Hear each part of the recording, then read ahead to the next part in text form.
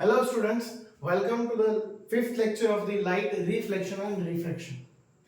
Last 4 lectures में हम लोगों ने इस टॉपिक्स के बारे में बहुत कुछ ऐसी चीजें देखी है जो इससे रिलेटेड भी है, बहुत इंपॉर्टेंट भी है और इस चैप्टर में आपको मार्क्स गेन करने में काफी हेल्प भी करेगी. बट वो सभी का सभी पार्ट जो था वो थ्योरेटिकल था. उनमें से हम लोगों ने काफी चीजें ऐसी देखी जो प्रीवियस क्लासेस में आपको पढ़ाई गई है. उन्हीं के बेस पे आपको इस स्टैंडर्ड में फिर से इस चैप्टर को कंटिन्यू किया गया है. फिर उसके बाद आपने अलग अलग मिरर्स के लिए रे डायग्राम्स को ऑब्जर्व किया, उनके रूल्स को ऑब्जर्व किया. अब उसके बाद हमें आगे की तरफ बढ़ना है. अब हमें इस चैप्टर में इस properties of lights, phenomenons of lights, उनसे रिलेटेड हमें अलग अलग न्यूमेरिकल्स को देखना है. ये आपका फिफ्थ लेक्चर है और यहां से आपका न्यूमेरिकल पार्ट शुरू होता है. लास्ट टाइम हम लोगों ने फोर्थ लेक्चर में क्या क्या देखा था. First thing, image formation by concave mirror. वहां पर एक बात ऑब्जर्व हुई हमें कि image formation by the concave mirror हमेशा कभी भी जो इमेज मिलेगी वो किस पर डिपेंड करेगी. It will depends on the distance between object and concave mirror. हर बार आपका इमेज बदलते हुआ है, हर बार इमेज आपका जो है वो बदल रहा था. सही है ना. इसका मतलब जैसे इन्फिनिटी पर था तो पॉइंट साइज था, फिर beyond the centre of curvature तो थोड़ा सा बड़ा हुआ था, उसका साइज बड़ा हुआ था. हाँ, बिटवीन सेंटर ऑफ कर्वेचर और फोकस पर मिला था.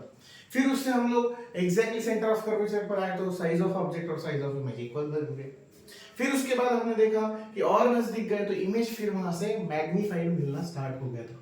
तो ये सारी चीजें आप लोगों ने पिछले क्लास में देखी थी, पिछले लेक्चर में देखी थी. उसके बाद आपने देखा था image formation by the convex mirror, जिसमें सिर्फ दो ही केसेस थी, एक इन्फिनिटी के लिए और उसके बाद सेकंड केस आप कहीं पर भी रख दीजिए.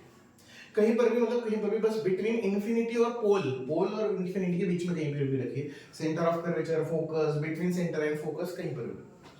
फिर उसके बाद हमने लास्ट में फोर्थ लेक्चर के लास्ट में हम लोगों ने देखा था sign conventions for the spherical mirrors. अब उसका यूज हमें यहां पर करना है. ठीक है. तो अगर लास्ट लेक्चर तक आप लोगों ने देख लिया है, सब अच्छे से समझ लिया है, नोटबुक में उसे नोट डाउन कर लिया है, तो अब आगे की तरफ बढ़ते हैं. अपनी नोटबुक और पेन को ले लीजिए. अब आगे की तरफ बढ़ने से पहले हम लोग साइन कन्वेंशंस को और अच्छे से फिर से एक बार देखते हैं, जस्ट बिकॉज ऑफ उसकी वजह से हमें मिरर फॉर्मूले को डिजाइन करना है. ठीक है. तो अब आते हैं आपके अगले टॉपिक पर, जहां पर हम लोगों को मिरर फॉर्मूला के बारे में पढ़ना है. ओके, मिरर फॉर्मूले के बारे में पढ़ेंगे हम लोग.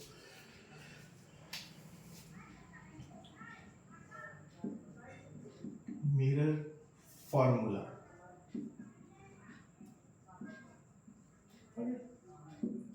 डायग्राम जो दी है वो आपके इसमें कुछ इस तरीके से है. जैसे सपोज यहाँ पर एक्स एक्सिस दे दिया है, ओके, और ये ड्रॉ कर दिया इस तरीके से आपका कॉन्केव मिरर. कॉन्केव मिरर को ड्रॉ करने के बाद उन्होंने क्या किया है, एक पर्टिकुलर जगह पर एक्सटेंडेड ऑब्जेक्ट को दिखाया है. ये हो गया आपका object which is indicated by AB. Okay, यहां से इंसिडेंट रे का डायरेक्शन है.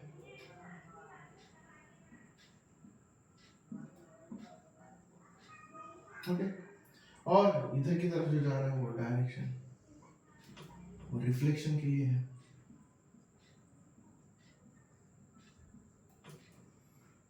उसके बाद हम लोग देंगे डिस्टेंस, ये जो है वो लेफ्ट साइड में जा रहा है और कल लिखा कर भी दिया है लेफ्ट साइड में जब जब लोगे तो कौन सा लोगे, साइन नेगेटिव. उधर की तरफ अगर गया डायरेक्शन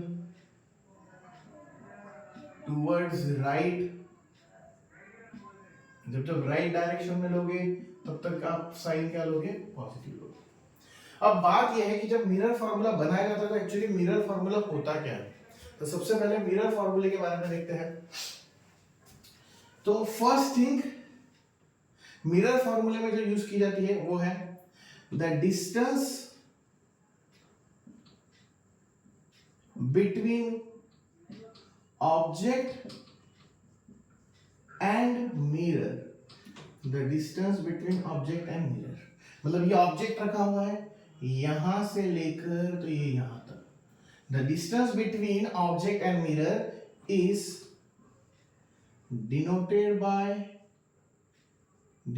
बाय यू। किस चीज से दिखाया जाता है? यू से। सेकेंड, अब इमेज कहीं पर भी बनेगी। अब इतना तो कंफर्म है, मिरर है तो इमेज इधर की साइड पर बनेगी, उधर तो जाएगी नहीं, लेंस नहीं है उसकी वजह से। तो जब इमेज बनेगी यहाँ पर नीचे की तरफ कहीं पर भी, तो उसका जो डिस्टेंस होगा उसे किससे इंडिकेट किया जाता है? The distance between image and mirror is denoted by V. Okay, the distance between image and mirror is denoted by V. ये चीज नोट कर लीजिए। दो चीजें हो गई, और एक चीज लगती है मिरर फॉर्मूले के लिए, और वो है okay the distance between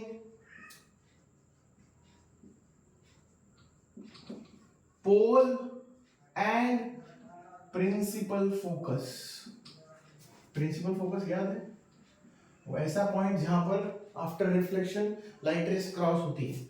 the distance between pole and principal focus denoted bye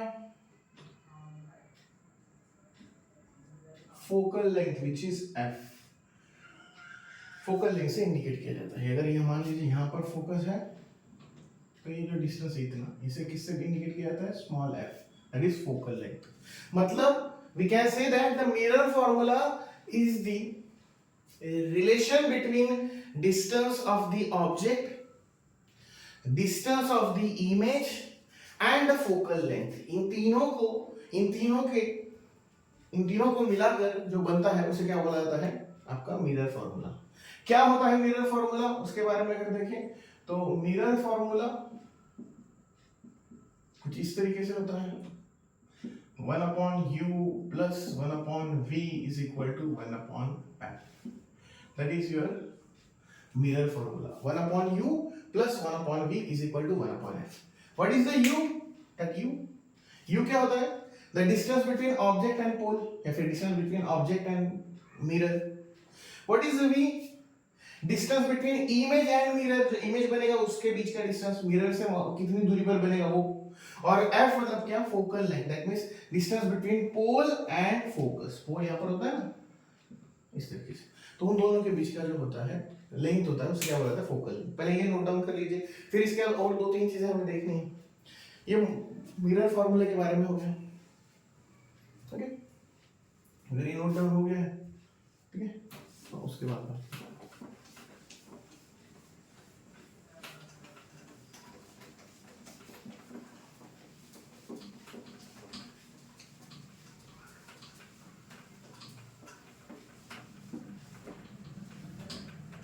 actually इस मिरर फार्मूले को आप लोगों के लिए डेरिवेशन नहीं दिया गया 10th स्टैंडर्ड के लिए, बट यही चीज को अगर कोई बच्चा 12th स्टैंडर्ड में पढ़ता है तो वहां पर लेंस फार्मूला और मिरर फार्मूला का डेरिवेशन भी दिया है। कैसे ये फार्मूला आया है उसके बारे में डिटेल में दिया है वहां पर फिलहाल के लिए यहाँ पर नहीं दिया, तो हम उसको अभी उसके बारे में डिस्कशन नहीं करेंगे। नेक्स्ट, मिरर फार्मूले के बाद मैग्निफिकेशन या फिर मैग्निफिकेशन रेशियो। मैग्निफिकेशन कितना मैग्निफिकेशन जनरेट होगा उसके बारे में पूछा है। अब सीधी सी बात है, फिर से आते हैं हम हमारे मेन टॉपिक पर। आप कॉन्केव मिरर के बारे में बात करो, आप कॉन्वेक्स मिरर के बारे में बात करो, एक कन्वर्जिंग है तो एक डाइवर्जिंग है। होता यह है कि आप जब इस बारे में स्टडी कर रहे हो तो मैग्निफिकेशन के बारे में सीधी सी बात है, कभी कभी इमेज आपको ऑब्जेक्ट से छोटी मिलती है, कभी कभी आपको इमेज ऑब्जेक्ट से बड़ी मिलती है, और कभी कभी एग्जैक्टली साइज की मिलती है। इसका मतलब उनका जो रेशियो है, किसका? ऑब्जेक्ट का और इमेज का, वो कम ज्यादा होता ही होगा। कभी कभी इक्वल, एग्जैक्टली इक्वल हो जाता होगा, मैग्निफिकेशन 1 आ जाता होगा अगर साइज ऑफ ऑब्जेक्ट और साइज ऑफ इमेज इक्वल है तो। बट अगर इक्वल नहीं है तो या तो कभी पॉजिटिव आता होगा, कभी नेगेटिव आता होगा। तो बस वही बात, उसके बारे में बात करना है। What is the magnification? तो we can say that magnification is the ratio of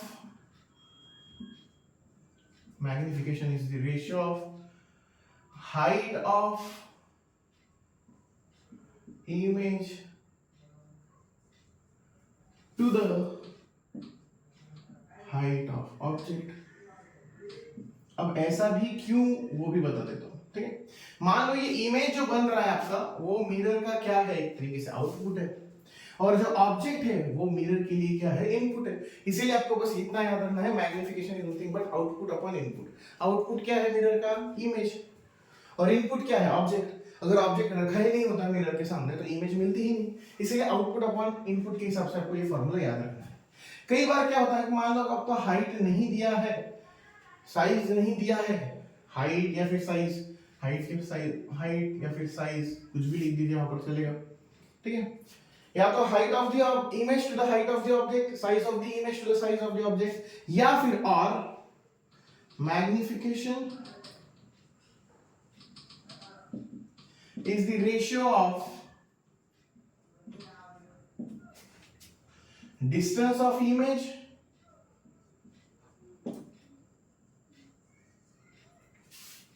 to the distance of object।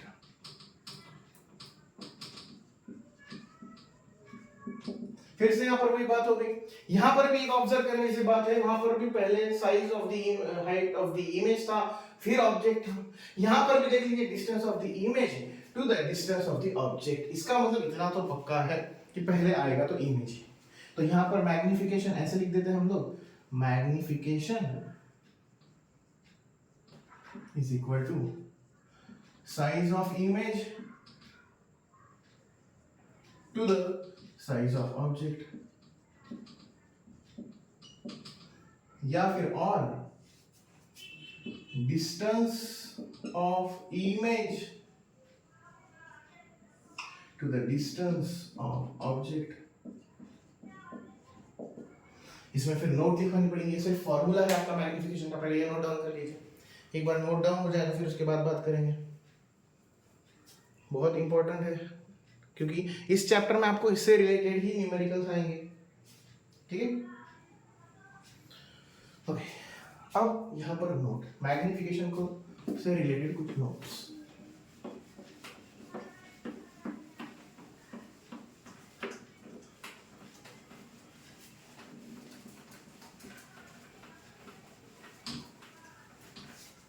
Okay, तो फर्स्ट थिंग, अगर सीधी सी बात है, जब डायग्राम ड्रॉ किया तो ऑब्जेक्ट को प्रिंसिपल एक्सिस के ऊपर की तरफ निकाला था, तो वो आ गया आपका पॉजिटिव ही कंसीडर होगा। अगर इमेज के बारे में बात करें तो इमेज में दो कैटेगरी आएगी। जैसे मान लेते हैं कि अगर वर्चुअल इमेज बनता है तो उसे पॉजिटिव लेंगे, बट अगर रियल इमेज बना तो उसे क्या लेंगे, नेगेटिव लेंगे। और अगर ऐसा हुआ तो फिर मैग्निफिकेशन रेशियो भी क्या आएगा वो भी देख लेते हैं। फर्स्ट नोट, मैग्निफिकेशन के बाद आपको लिखनी है नोट। पहली नोट ये है, the height of object which is above the principal axis, which is above the principal axis, is taken as positive। आपको ऑब्जेक्ट हमेशा ऊपर की तरफ ही मिलेगा, प्रिंसिपल एक्सिस के ऊपर की तरफ मिलेगा, तो हमेशा उसे पॉजिटिव ही लेना है। एक चीज कंफर्म हो गई। दूसरी चीज पर आते हैं, अगर image, okay, the virtual image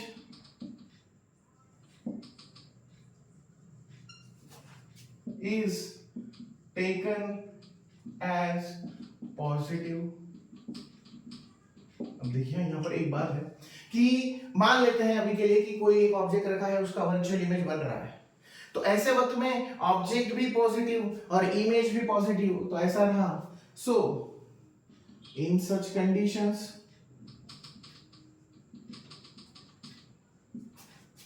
magnification also positive, magnification will be also positive।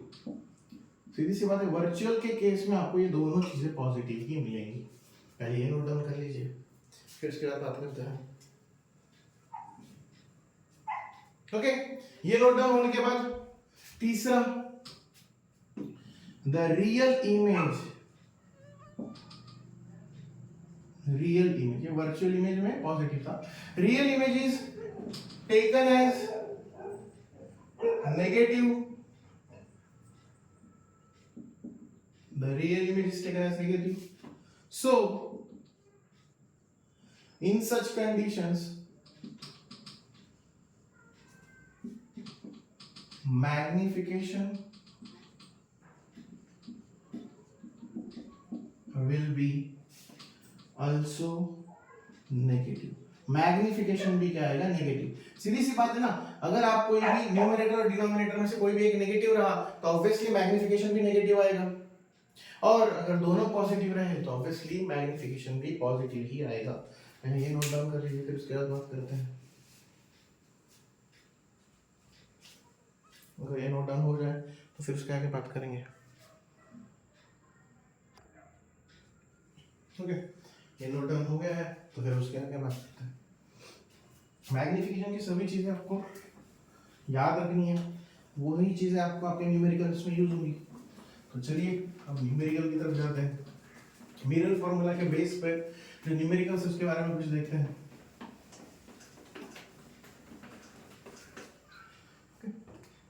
आप ही के बुक में से पहले क्वेश्चन ले लेते हैं, फिर बाहर के क्वेश्चन लेंगे.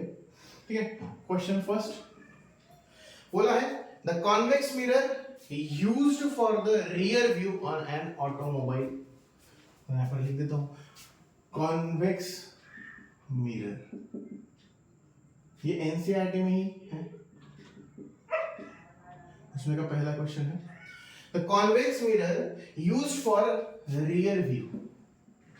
रियर व्यू के लिए यूज किया जा रहा है. ऑब्वियसली हमने लिखवाया भी है इसके बारे में एप्लीकेशन ऑफ कॉन्वेक्स मिरर में. rear view an automobile has a radius of curvature 3 metre. तो ठीक है, radius of curvature that is capital R वो कितना है? 3 मीटर बोला है उसने. Okay, 3 metre. फिर बोला है if a bus is located at 5 metre. बस यहाँ पर क्या है? मिरर के लिए ऑब्जेक्ट. इसका मतलब अब ऑब्जेक्ट आपको सभी को पता है, ये आपका ऑब्जेक्ट, ये मिरर होता है, उसके लेफ्ट साइड में होता है. लेफ्ट साइड में साइन कैसा है? नेगेटिव. इसके लिए u की जो वैल्यू आएगी वो 5 मीटर नहीं -5 मीटर आपको लिखना पड़ेगा, just because of sine convention की वजह से. देखो मान लो ये यहाँ पर है आपका, सॉरी कॉन्वेक्स मिरर अगर दिखाना है तो कुछ इस तरीके से, सॉरी, और ये इस, अगर बस यहाँ पर है तो इसका मतलब नेगेटिव साइड में है. नेगेटिव साइड में है तो लेफ्ट साइड में है, लेफ्ट साइड में है तो नेगेटिव साइड आएगा. Okay, if the bus is located at 5 metre from this mirror find the position.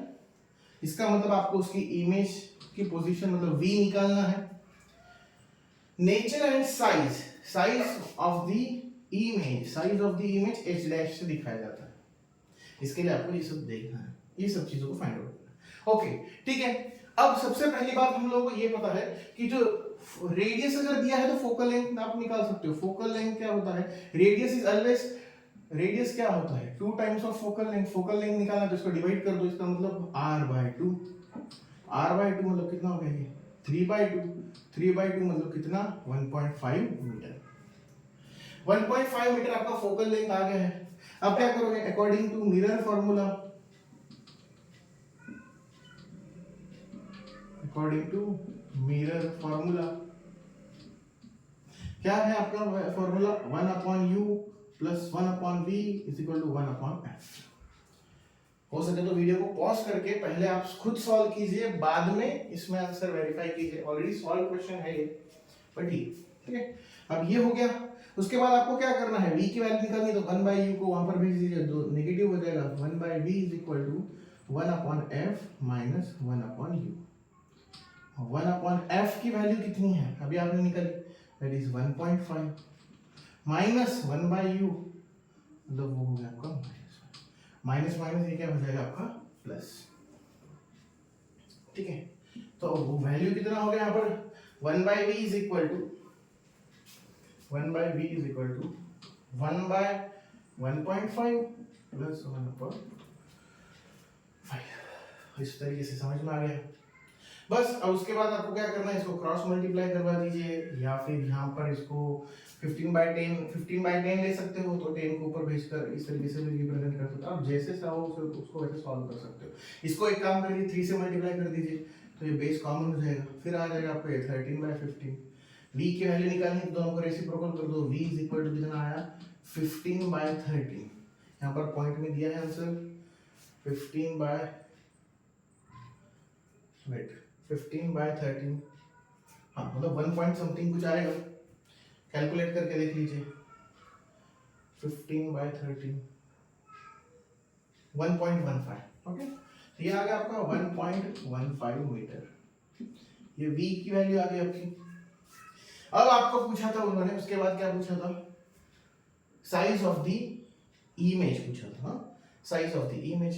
अब हमारे पास साइज ऑफ द इमेज तो है नहीं, तो मैग्निफिकेशन अगर निकालना है मुझे मान लो, तो क्या करना पड़ेगा, मैग्निफिकेशन इज इक्वल टू क्या होता है, size of the height to the size of the size of the image to the size of the object is equal to, ये नहीं दिया है तो क्या करना पड़ता है आपको, v अपॉन u, क्योंकि distance of image to the distance of object, ये दोनों चीजें तो दी है आपको।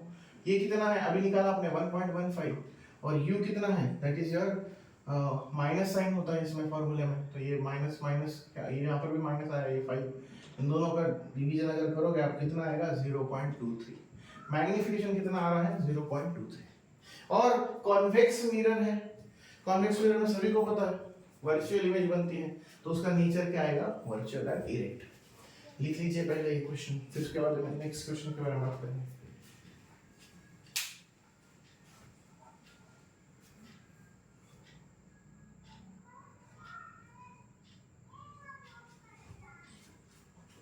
ठीक है, ये हो गया है, तो दूसरे क्वेश्चन पे आते हैं।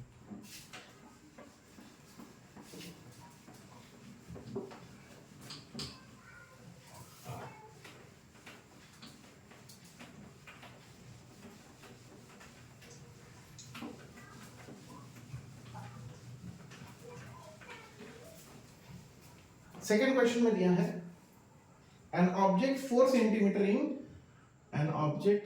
सेंटीमीटर इन साइज, इसका मतलब ऑब्जेक्ट की साइज h से दिखाओगे, वो कितनी दी है आपको 4 सेंटीमीटर। ऑब्वियसली ऑब्जेक्ट ऊपर की तरफ भी होता है तो पॉजिटिव ही लेना है, ये भी लिखा है नोट में हम लोगों ने। Is placed at 25 centimetre, object का डिस्टेंस u से दिखाया जाता है, वो कितना है 25 centimetre. In front of concave mirror, कहां पर रखा है, कॉन्केव मिरर के केस में रखा है, यहाँ पर वो भी लिखना जरूरी है, क्योंकि कुछ कुछ चीजें आपको जैसे जैसे आप आगे बढ़ोगे तो समझ में आएगा।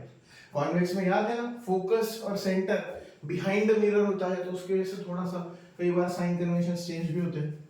h और u होने के बाद फिर उसके बाद बोला है द फोकल लेंथ, अब की बार फोकल लेंथ डायरेक्ट दे दी है, कितना दिया है 15 सेंटीमीटर बोला उन्होंने। At what distance from the mirror should be the screen be placed in order to obtain the sharp image, इसका मतलब आपको क्या निकालना है, v निकालना है, कितना डिस्टेंस पे स्क्रीन रखेंगे तो हमें जो इमेज है वो शार्प प्रॉपर मिलेगी। Find the nature and size of the image, आपको h डैश भी निकालने को बोला है। ठीक है, अब फिर से वही according to mirror formula,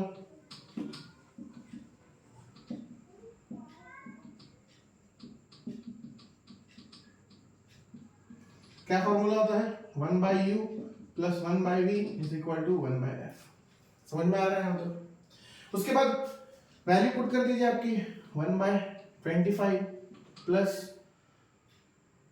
v का वैल्यू आपको निकालना है 1/f, f अब की बार भी दिया है आपको 15 सेंटीमीटर, हो गया। उसके बाद u लेफ्ट साइड में होता है, इसके लिए नेगेटिव, ये भी नेगेटिव, उधर जाते हो पॉजिटिव हो जाएगा। 1/v = 1/15 माइनस, अब क्या हो जाएगा माइनस माइनस प्लस, अब उन दोनों को आप ऐड कर लीजिए। एक मिनट, यहाँ पर ये जो फोकल लेंथ है, focal length for the concave mirror हमेशा क्या होता है, नेगेटिव होता है, स्टार करके लिख लीजिए। Focal length for concave mirror कैसा लेना है, नेगेटिव, तो नेगेटिव लिख लिया, यहाँ पर भी नेगेटिव आ जाएगा, ओके, यहाँ पर भी नेगेटिव है, नेगेटिव नेगेटिव क्या आ जाएगा पॉजिटिव। 1/v = -1/15 + 1/25, समझ में आ रहा है यहाँ तक। फिर उसके बाद इन्हें क्रॉस मल्टीप्लाई कर लीजिए, जो भी 1/v = 1/v क्या करोगे, ये आपका -25, ये 15, और इन दोनों का मल्टीप्लिकेशन कर दीजिए 7 और 15 to 30, 375।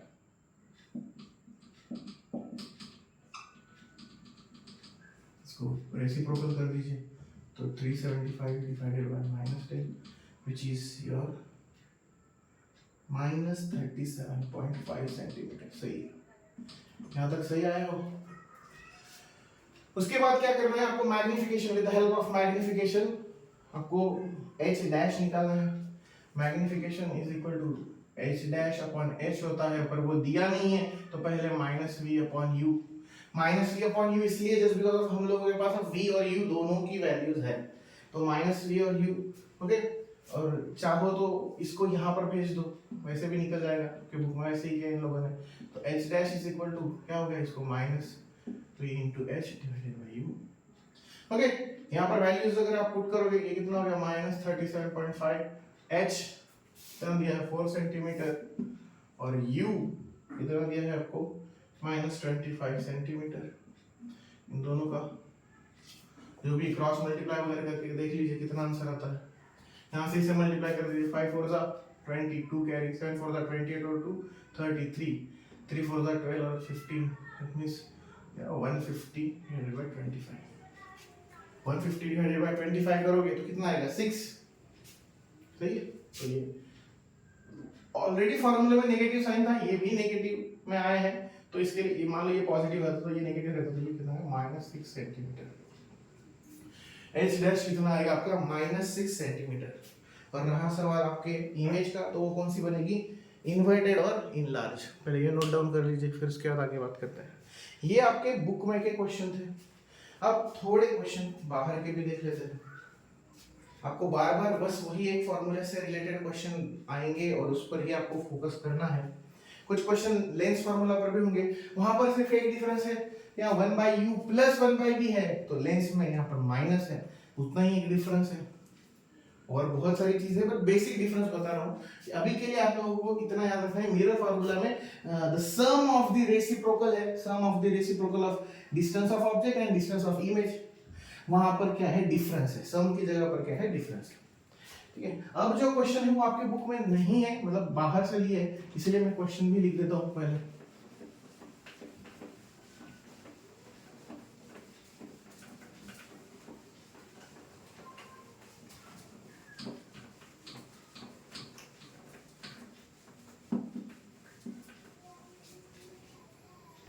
ओके, क्वेश्चन कुछ इस तरीके से है, देखिए, an object is placed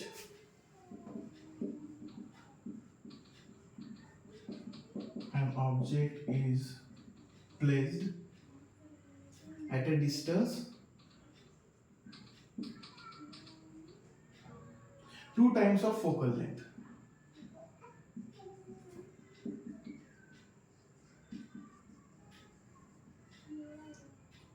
From the pole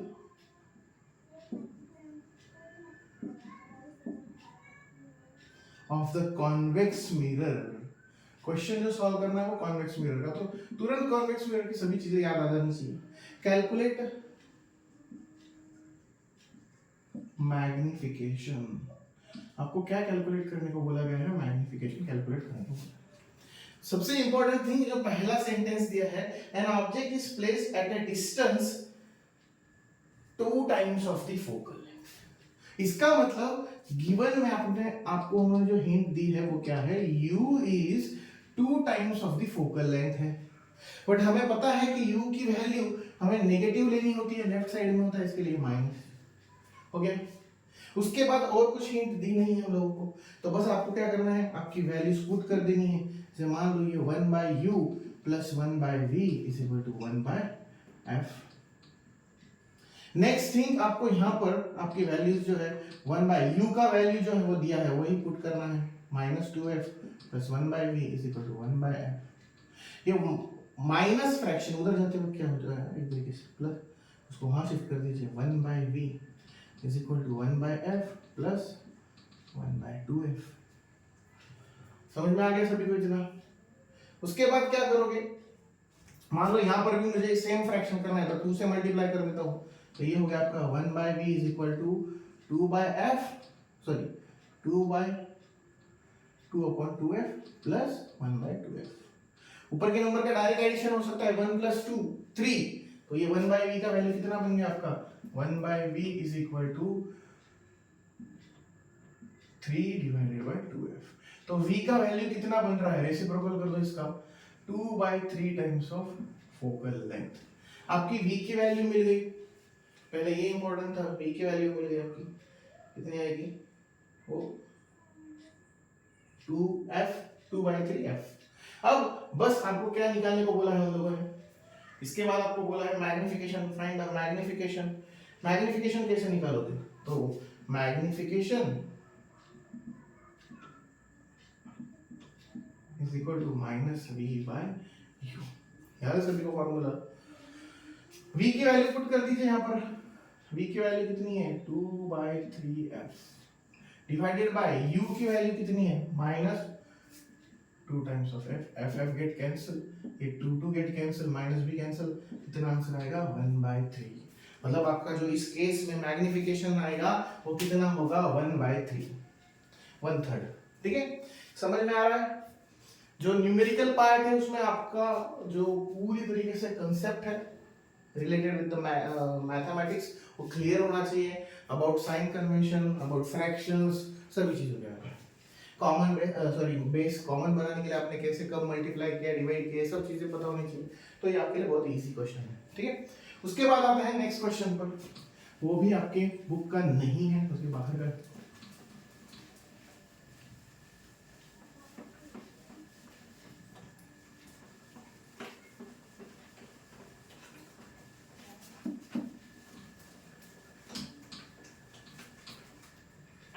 okay, next question में दिया है,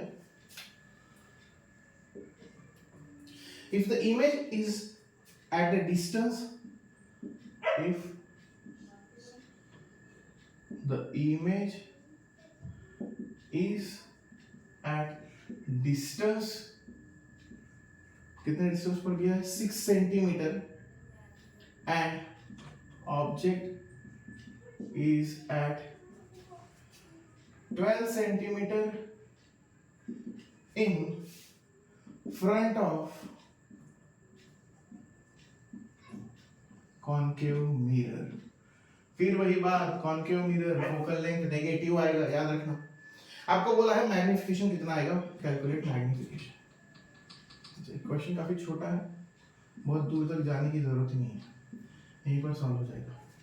दोनों चीजें दी आपको गिवन में, क्या क्या दिया है उसने, बोला है v के बारे में, v कितना दिया है 6 सेंटीमीटर, u कितना दिया है आपको 12 सेंटीमीटर। तो ऑब्वियसली सभी को पता है u हम लोग नेगेटिव लेते हैं, इसके लिए यहां तक हम लोग आ गए। ओके, कॉन्केव मिरर के केस में ये भी नेगेटिव हो जाएगा। ओके, तो मैग्निफिकेशन कितना आएगा आपका -v/u, ऑलरेडी माइनस साइन है, इसकी वैल्यू भी 6 और ये कितना आ गया -12, दैट मींस -0.5। मैग्निफिकेशन कितना आएगा -0.5 फॉर कॉन्केव मिरर। समझ में आ रहा है सर। और एक क्वेश्चन लेंगे, इसके बाद पहले लिख लीजिए।